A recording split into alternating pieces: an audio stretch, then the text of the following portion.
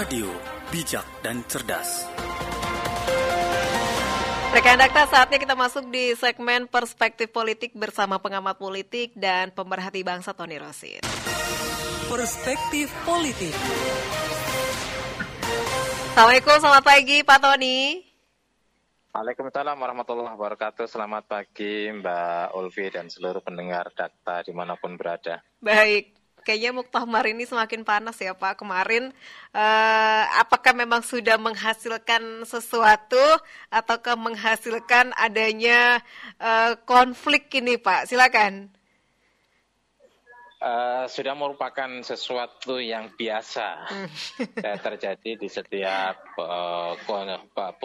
transformasi politik di partai politik ya. Apakah itu partai itu Golkar, apakah itu Nasdem, apakah kemudian termasuk PKB, P3, kadang-kadang menghasilkan sebuah dua atau konflik yang berkepanjangan gitu. Semoga ini tidak berkepanjangan. Kalau kemudian kita melihat kronologi, pada akhirnya akan diserahkan kepada Kemenkumham. Bagaimana Kemenkumham dengan membaca, menelaah, meneliti semua proses yang terjadi, yang pada akhirnya membuat sebuah keputusan mana yang lebih sesuai dengan aturan main, ADART dan sebagainya. Kan? Nah, kalau kita melihat sekilas dari kronologi kemarin, itu kan terjadi kericuhan. Barangkali kalau nggak ada kericuhan juga tidak ramai di publik ya. Karena P3 ini kan partai yang tidak punya kursi. Biasanya kalau partai tidak punya kursi itu kan tidak dilirik oleh publik publik itu malas untuk membicarakannya. Nah, tetapi karena ada konflik ini bisa menjadi sebuah satu keprihatinan. Kenapa Partai Islam kok ada konflik semacam itu? Basis musyawarah kan mestinya menggunakan sebuah rasionalitas yang Islamis gitu kan. Tetapi kenapa seperti itu? Tetapi di sisi lain secara politis ini blessing. Kalau tidak ada kericuhan itu orang tidak membicarakan P3. Iya, nggak rame ya. Seperti pintu masuk ya. Seperti pintu masuk untuk ke publik sehingga publik kemudian membicarakannya. Dari situlah masuk ke ruangan orang akan bicara tentang substansi dari muktamar itu. Nah, kalau kita lihat kronologi, karena saya ikut mengamati, saya ikut bertanya kepada 3 kubu. Sebenarnya ada 3 kubu. Ada kubu Mardiono, ada kubu Agus Suparmanto, ada kubu yang mencoba untuk mengambil di sisi tengah ketika terjadi deadlock. Gitu kan. Jadi itu sedang menunggu. Kalau deadlock ternyata tidak deadlock. Ternyata ada kericuhan, kemudian kubu Mardiono itu pergi dari muktamar. Dan dalam proses kepergian itulah kemudian mengklaim aklamasi gitu loh. Bahkan kemudian aklamasi itu di dalam kamar menurut Romi. Tetapi yang jelas ada beberapa sidang. Yang pertama kan sidang tentang ADART, kemudian ada sidang tentang tata tertib, baru kemudian sidang pleno untuk pemilihan ketua umum. Baru sidang pertama ya nampaknya dari kubu Mardiono itu ingin menuntaskan dengan cara tidak mengubah ADART, di mana ADART mengatakan bahwa syarat untuk menjadi calon ketua umum P3 itu harus pernah menjadi pengurus 5 atau 1 periode penuh atau 5 tahun penuh. Dan jarang yang punya seperti ini, apalagi Agus Suparmanto sebagai lawannya adalah orang luar. Dipotong seperti itu setelah ADART ditetapkan langsung ke aklamasi. Nampaknya itu diprotes. Kalau namanya aklamasi ketok palu itu kan suara mayoritas. Ini nampaknya mau buat strategi itu, ternyata ada perlawanan dan perlawannya langsung mengkat. Disitulah terjadi kericuhan. Akhirnya Amir Uskara yang disinyalir sebagai orangnya Mardiono kemudian keluar. Rapat kemudian dilanjutkan. Tetapi pada saat rapat dilanjutkan, itu kubu Mardiono yang ada di luar mengklaim sudah aklamasi. Tetapi kemudian berproses sampai kemudian tanggal 28 sampai semua prosesi diikuti sampai kemudian pemilihan umum karena kubu Mardiono sudah ada di luar, tidak ada di dalam. Dan pertanggungjawaban Mardiono itu ditolak, pada akhirnya muncullah calon tunggal yaitu Agus Suparmanto yang kemudian ditetapkan. Itu sekedar kronologi ya. Tetapi tantangan sebenarnya jauh lebih besar. gitu loh, terlalu besar.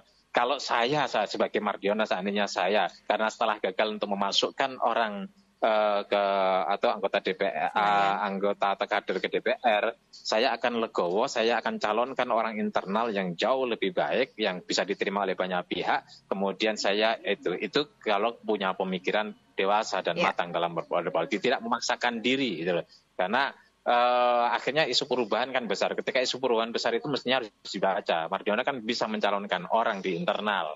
Ya, tapi karena Mardiono memaksakan diri untuk maju di internal tidak ada yang berani dan mampu untuk melawannya, ya dengan terpaksa akhirnya internal itu mencari tokoh dari luar. Jadi munculnya tokoh dari Rowal dalam konteks ini dulu Dudung, kemudian si Amran, lalu Anies Baswedan, kemudian juga terakhir Agus Suparmanto, itu dilatar belakangi oleh faktor ngototnya Mardiono untuk mencalonkan diri. Ketika Mardiono itu tetap menjadi pemimpin ketua umum di partai, maka harapan partai ini untuk masuk Senayan nggak ada. Nah, disitulah kemudian mayoritas di antara mereka harus cari alternatif. Sementara di dalam tidak ada yang bisa melawan Mardiono. Akhirnya dari luar, dan ujungnya yang sanggup untuk melawan itu adalah Agus Suparmanto setelah melalui proses mundurnya Dudung, kemudian mundurnya Amran, mundurnya tidak maunya Anies dan sebagainya. Itu sesuatu ya. Tetapi kan realitas politik atau fakta politik tidak menunjukkan seperti itu. Ya, tidak menunjukkan bahwa ada kesadaran, ada kepekaan dan ada kematangan serta kedewasaan berpolitik di khususnya pimpinan P3. Maka inilah yang kemudian terjadi. Ya, memang dalam politik kita harus realistis. Ya. Setelah ini kemudian terjadi, tantangan yang paling berat adalah bagaimana P3 ini kembali ke Senayan. Sebab apa? Potensi P3 kembali ke Senayan itu besar. Ya, benar. Itu satu hal. Ya. Kenapa besar? Gitu. P3 beda dengan PBB. P3 beda dengan Hanura yang pernah di Senayan tetapi kemudian keluar dan tidak kembali. Karena mereka tidak memiliki histori panjang, tidak memiliki basis massa yang kuat. Beda dengan P3. P3 itu perjuangannya melawan Golkar dan melawan PDIP masa Orde Baru dari 73 itu kuat. Makanya banyak anak-anak sekarang itu bisa dikatakan, oh saya pilih P3. Kenapa? Karena orang tua kami dulu berjuang di P3. Berdarah-darah. Ada histori yang herois. Gitu. Ada histori perjuangan. Yang tidak normal, tidak biasa, yang itu kemudian diwariskan, heroisme itu diwariskan, spirit perjuangan itu pada anak, paling tidak dibaca oleh anak turunnya. Kemarin kan kecewa, kok P3 sudah diperjuangkan oleh kakek nenek kami, oleh ayah kami, oleh generasi pendahulu kami, kok begini, tidak aspiratif, tidak peduli kepada kami, itulah kecewa. Tetapi kan tidak harga mati kemudian mereka keluar begitu keluar. Apalagi itu yang pertama. Yang kedua adalah tidak ada isu tentang korupsi lagi di P3 karena bukan penguasa. Tidak ada isu lagi tentang pencalonan P3 kepada pada saat itu bersama dengan PDIP. Ini kan nggak ada. Itu yang kemudian membuat marah. Faktor membuat degradasi P3 itu mulai hilang yang kedua. Kemudian yang ketiga adalah bahwa selain faktor-faktor itu, situasi eksternal, yaitu misalnya PAN juga tidak lagi bagus-bagus juga. PKS nggak bagus juga. Makanya PKS itu juga ikut mendukung kalau parliamentary threshold itu diturunkan. Isunya adalah 1,5 sampai 2%. Lebih mudah lagi bagi P3 untuk masuk. Dan yang keempat, Agus Suparmanto seandainya memang nanti di dalam proses pengadilan peradilan atau di Kemenkumham yang ditetapkan, karena melihat dia yang paling kuat dalam, kalau kita melihat konflik dua ya, kuat. Meskipun saya lihat di media, Mardiono memainkan media. Tetapi kalau lihat kronologi dari histori yang lebih mendekati legal, itu adalah Agus. Kalau memang betul nanti diputuskan Agus Suparmanto, jadi Agus Suparmanto itu basisnya pengusaha dan dia punya uang. Orangnya tidak pelit untuk mengeluarkan logistiknya uang. Kuat, karena bagaimanapun dalam proses ini itu gitu loh. Ya, PSI ini yang saya dengar sudah menyiapkan 2,5 T. Memang perlu uang. Valuasi P3 ini lagi rendah. Orang tidak mau nyumbang ke P3 untuk saat ini. maka memang perlu orang yang mau sedekah untuk P3 menghidupkan lagi P3. Dan Agus Suparmanto nampaknya punya potensi untuk itu. Itu yang menjadi pertimbangan kemarin kenapa mayoriti memberikan dukungan kepada Agus Suparmanto. Sehingga Mardiono tidak berani untuk voting. Itu datang ke situ. Kalau Mardiono itu yakin didukung oleh mayoritas, pasti ketika penjagalan itu gagal, maka dia akan hadapi dengan voting. Tapi kenapa kemudian keluar semua? Karena memang sudah menghitung, mengkalkulasi akan kalah kalau voting. Ya, inilah 4 potensi yang dimiliki oleh P3 kalau memang Agus Suparmanto di ini paling tidak ya situasi seperti ini menguntungkan, apalagi kemudian parliamentary threshold itu dikurangi sampai 1,5% atau 2%. Artinya apa? Kenapa PKB dukung itu? Kenapa PKS mengusulkan itu? Saya yakin apalagi PAN lebih mendukung lagi. Kenapa? Karena mereka juga merasa terancam. Bahaya ini kalau kami nanti nasibnya kurang dari 4. Gitu. Kalau Golkar misalnya, Gerindra tidak mendukung, ya. Saya tidak yakin juga kalau posisi posisi PDIP yang sekarang tidak menjadi penguasa itu akan tidak mendukung. Saya nggak yakin. Kemungkinan juga akan memberikan dukungan. Itu Mbak Ulfi. Ya, baik. Pak Tony, ini ada nama Husnan B. Ini siapa nih? Siap menjadi poros tengah? Oh iya, jadi ada orang-orang yang mempersiapkan, makanya saya bilang ada kelompok 3 kelompok kan, okay. Gitu kan? Ya itu orang-orang P3, tidak hanya Husnan B, itu juga ada beberapa orang ya, termasuk di dalamnya itu ada Sekjen P3 yang memang menyiapkan didorong-dorong untuk masuk di kelompok ketiga ini, gitu loh. Yeah. Itu, jadi tetapi kan situasinya berbeda, tidak deadlock. Iya. Ya. Ini kan sebenarnya muktamar berjalan, gitu. Kemudian kelompoknya Mardiono ada di luar, kecuali misalnya sama-sama di dalam, gitu kan? Atau kemudian Mardiono itu keluar dengan membuat muktamar baru di tempat yang lain, ya itu akan rumit.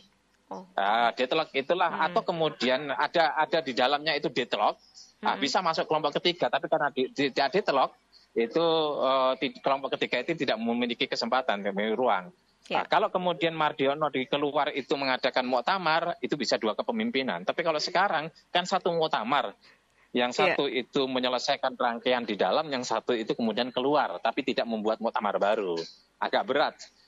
Kecuali posisi Mardiono membuat muktamar, ketika keluar mereka sudah menyiapkan muktamar, tapi juga akan dianggap lucu karena dia kan PLT. Iya. Kan bertanggung jawab atas muktamar saat ini, gitu. Tapi karena kemudian kenapa harus keluar? Ini menjadi persoalan yang serius, gitu. Jadi persoalan. Ya. Baik. Ini prosesnya akan panjang lagi nih ya, Pak Tony ya, sehingga menghasilkan satu suara ya. Kita berharap sebenarnya P3 ini melakukan rekonsiliasi lah. P3 ini kumpul bareng lah demi masa depan P3.